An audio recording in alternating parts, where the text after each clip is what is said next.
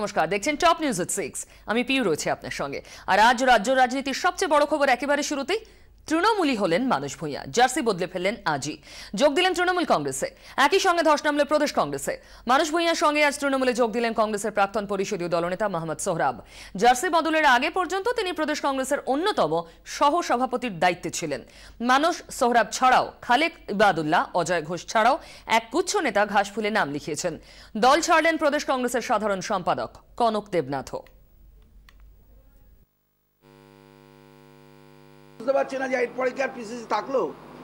প্রদেশ Congress committee তো আজকেই dissolve হয়ে গেল। সভাপতি থাকলো না, সভাপতি না, দুজন থাকলো, জগাই আর মাদাই। এখন কে জগাই হবে আর কে মাদাই হবে তা আমরা জানি না।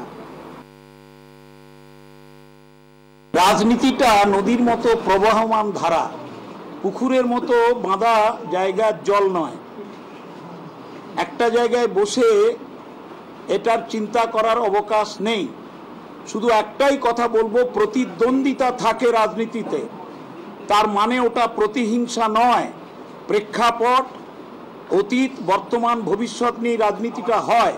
আর আমি মনে করি আমি আসল কংগ্রেসের ঠিক জায়গায় অবস্থান নিয়ে আজ কাজ শুরু করছি।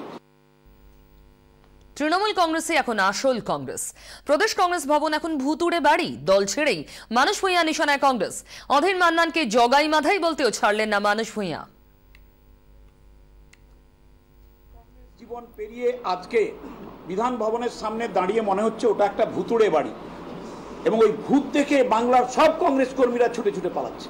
এবং মমতা বন্দ্যোপাধ্যায়ের নেতৃত্বে অভিষেক বন্দ্যোপাধ্যায়, পার্থ চট্টোপাধ্যায়, মুকুল রায় সমেত, সুব্রত বক্সী সমেত যে নেতৃত্ব, আমরা তাদের কাছে নিজের ঘর অনুভব করে ছুটে এসেছি আশ্রয় নিতে।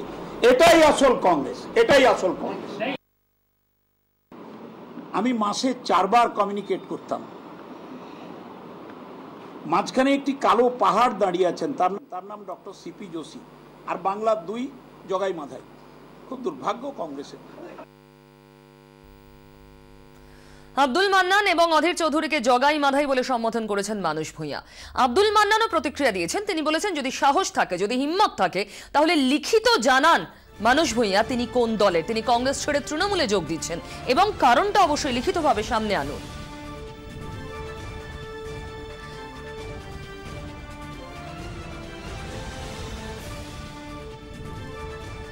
আব্দুল মান্নানের বক্তব্য আপনারা দেখলেন। তিনি বলেছেন, হিম্মত থাকলে যেন লিখিত জানান তিনি কোন দলের। অধীর চৌধুরীও মুখ খুলেছেন। মানুষবাবু যখন জগাই মাধাই বলে সম্বোধন করেছেন, অধীর চৌধুরী বলেছেন, জগাই মাধাইও পুজো পায়, কিন্তু মা কালীর পাশে খ্যাঁক শিয়াল কখনোই পুজো পায় না।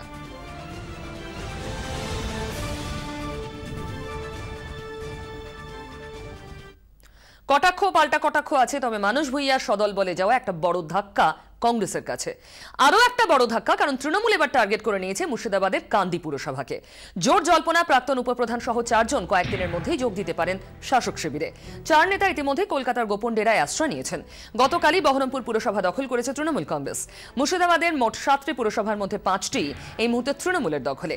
বাকি রয়েছে কান্দি এবং মুর্শিদাবাদ পুরসভা। আগামী 1 মাসের মধ্যে 2টো পুরসভায় দখল করার চ্যালেঞ্জ ছুড়ছেন অভিষেক বন্দ্যোপাধ্যায়। তারপরে আজ 4 নেতার কলকাতায় আসা কাঁপন ধরাচ্ছে অধীর গড়ে। একের পর এক পুরসভা হাতছড়া হয়ে গেছে। বেঁচে রয়েছে শুধু কান্দি আর মুর্শিদাবাদ পুরসভা। এই পরিস্থিতিতে রণকৌশল ঠিক করতে এবার বৈঠকে বসছে কংগ্রেস। আবু তাহের মুর্শিদাবাদের নতুন জেলা সভাপতি হওয়ার পরে এই প্রথম বৈঠক। দল ভাঙানোর প্রতিবাদে আজ বিকেলেই পথে নামছেন প্রদেশ কংগ্রেসের সভাপতি অধীর চৌধুরী। কান্দি পুরসভা কংগ্রেসের দখলে ছিল। অনাস্থা প্রস্তাব নিয়ে আইনি জটিলতা দেখা দেওয়ায় সেই মামলা আদালতের বিচারাধীন। মুর্শিদাবাদ পুরসভা এখনো কংগ্রেসের দখলেই রয়েছে।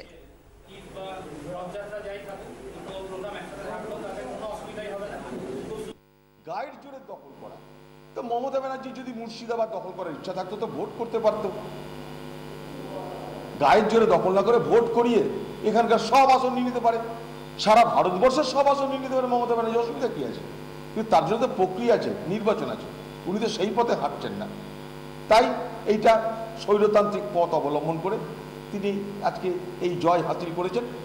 তার জয়কে স্বাগত। মুর্শিদাবাদের উন্নয়ন হোক। শুধুমাত্র মুর্শিদাবাদ নিয়ে যে জেরবার কংগ্রেস এবং অধীর চৌধুরী এমনটা নয়, এবার দীপার গড়েও থাবা বসাতে চলেছেন শুভেন্দু অধিকারী। তিনি বলেছেন এবার তাদের টার্গেট ইসলামপুর পুরসভা। মুর্শিদাবাদে বাকি রয়েছে মাত্র দুটো, কান্দির দিকে ইতিমধ্যে নজর রয়েছে, বাকি রয়েছে মুর্শিদাবাদ পুরসভা, এবার ইসলামপুর পুরসভা। সেটা দখল করতে পারলেই একেবারে যে শক্ত ঘাঁটিগুলো ছিল কংগ্রেসের, সেখানে সরাসরি আঘাত আনা যাবে তৃণমূলের তরফে। ভবানন্দ সিংহ আমাদের প্রতিনিধি এই মুহূর্তে আমার সঙ্গে রয়েছে টেলিফোনে আরো জানাতে। ভবানন্দ, ঠিক কি বললেন শুভেন্দু অধিকারী? শুভেন্দু অধিকারী কিন্তু একদম অবাক করে দিয়ে মাস্টার চোখ দিলেন আজকে। তিনি একদম এসে পরিষ্কার পরিচ্ছন্নভাবে তিনি সাংবাদিকদের আচমকাই তিনি বলে বসলেন ইসলামপুর পৌরসভা কিন্তু এবার তৃণমূলের হাতে যাচ্ছে এবং পুজোর পরেই তারা একটু অফিসিয়াল কাজকর্ম আছে সেটা সেরে পুজোর পরেই তার দখল নেবে।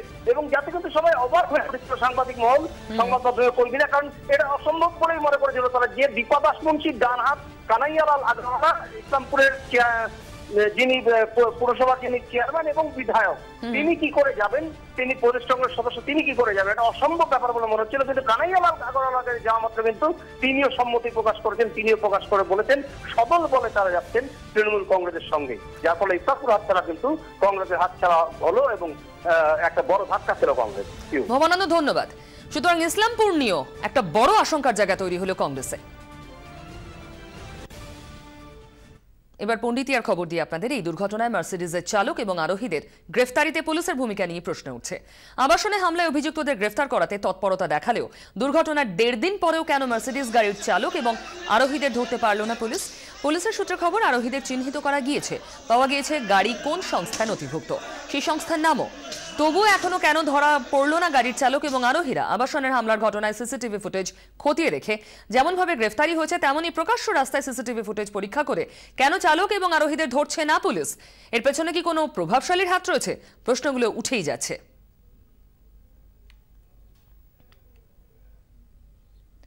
এদিকে হাজার রোডে যে মার্সিডিজ গাড়িটি ধাক্কা মারে স্কুটার আরোহীকে, সেই গাড়িটি নথিভুক্ত একটা সংস্থার নামে। মল্লিক বাজার এই সংস্থার অফিস আজ তালা বন্ধ। সংস্থা সেই অফিসেই 24 ঘন্টার প্রতিনিধি সন্দীপ সরকার। আবাসনে হামলার ঘটনার নেপথ্যে রয়েছে দুর্ঘটনা, আর সেই দুর্ঘটনাটি ঘটেছিল যে মার্সিডিজ গাড়িটির দ্বারা। সেই গাড়িটি নথিভুক্ত রয়েছে এই Maheshwari and Kong private limited সংস্থার নামে। সংস্থার অফিস মল্লিক বাজারে।